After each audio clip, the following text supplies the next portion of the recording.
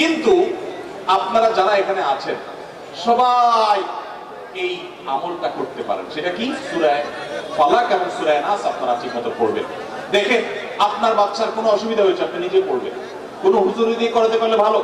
রাত 10টা বাজে বাচ্চা হঠাৎ কান্নাকাটি শুরু করছে, অস্বাভাবিক, আপনার কাছে মনে হচ্ছে অস্বাভাবিক কিছু, তো আপনি সূরা ইখলাস, সূরা ফালাক, সূরা নাস 3 বার পড়ে বাচ্চাকে ফু দেন। যদি আল্লাহর প্রতি ইয়াকিন থাকে আপনার, আল্লাহর শপথ করে বলছি, আমি নিজে আমার জীবনে বহুবার এই 3 সূরা পড়ে তৎক্ষণাৎ একেবারে পড়ার সাথে সাথে আমি কার্যকরিতা আমার চোখে বহুবার দেখেছি আমার।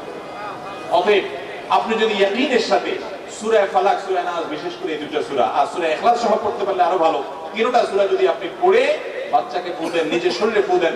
নবী করিম সাল্লাল্লাহু আলাইহি ওয়াসাল্লাম সূরা ফালাক, সূরা নাস এই দুটো সূরা পড়ে নিজের শরীরে প্রায় ফু দিতেন, আমাদের হাসান তারা বর্ণনা করেছেন। এই জন্য এই দুটো সূরা আমাদের পড়া উচিত।